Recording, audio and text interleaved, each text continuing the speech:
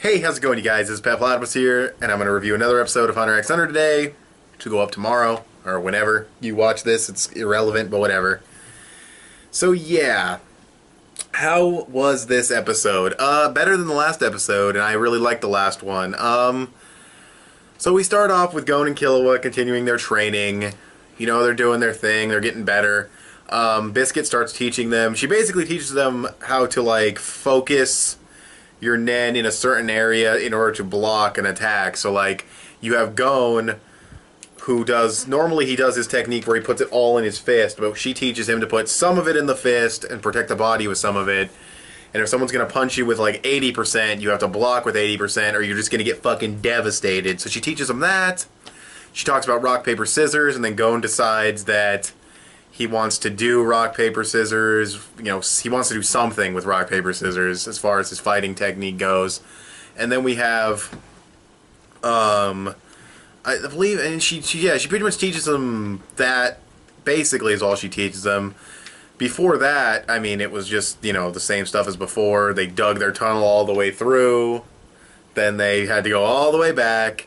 Oh, and she also taught them to strategize on their own, which I thought was kind of bullshit, because Gon has strategized before.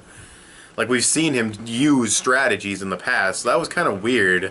I mean, the whole reason he even punched Ahsoka in the face the first time was because of a strategy, so that was a little off to me that they don't know how to strategize, because we've clearly seen that they are capable of doing strategies.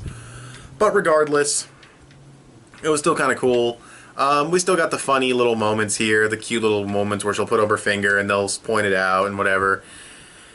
But yeah, and then also, you know, the little moments where she'll punch Killua because she just loves doing that. But that's pretty much all the training aspect. And they're, of course, working faster than she expects. Now they're starting the final stage. The last thing is that they're both working on enhancer powers by taking a rock and smashing other rocks without breaking the rock that you're holding, which they will suck at first. But it's definitely interesting. I like the training methods that she's doing. I really like the concept of having to focus the energy in a certain area in order to block, or else you'll get fucked up. That's really cool. So, yeah, then we have the other scene where the episode just takes a dramatically dark turn, where we have the group of motherfuckers who I didn't care about, but now I do. They've got a shit ton of cards, they've increased the size of their organization, and they've got a bunch of cards and everything. But then the dude with the glasses, and I was waiting for this guy to do something, because in the opening they do kind of spoil it, because you see him in the opening and he kind of has this crazy look on his face. So I was like, okay, that guy's probably going to be a bad guy. And I saw him, and I was like, is that the same guy? I'm not sure. And I kind of, you know, I figured it was, so I was just waiting to see. And yes, he does do something. He can make people explode, and it's all fucking explosiony and stuff. But yeah, it doesn't kill people. Well, at least his hand one doesn't kill people, but he says, I'm the bomber, like casual, just like, hey guys, I'm the bomber, by the way. And yeah, so, and he basically says, you're all fucking bombed. You gotta give me cards. He basically has them by the balls at this point. So what he ends up doing is taking a card and going back to the real world. And then we got Poo Hat, which is the dude with the fucking big underbite. And he goes over there by himself to do the exchange or whatever. And they end up killing him. Poor Poo Hat. You will be missed. You had a funny name. That was like the only thing I took from your character, literally. You had a funny name and a funny underbite. I really wish this series didn't introduce these characters for a few episodes and then just kill them, because it's just like, you can't get attached to these characters. He doesn't give you enough time to get attached to them, and then they die, so it's just like, what was the point of even having the conversations with them? He did this in, the author, Togashi, because this was originally a manga, obviously, most people know that.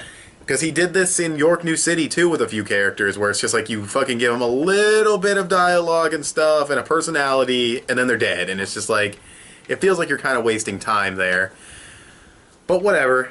He dies. They send the head back, which was a nice thing to do, I suppose. No, but, yeah. He has his two cronies that are the other bombers, and now it looks like we might have a main villain for the arc. I have no idea. He might not be.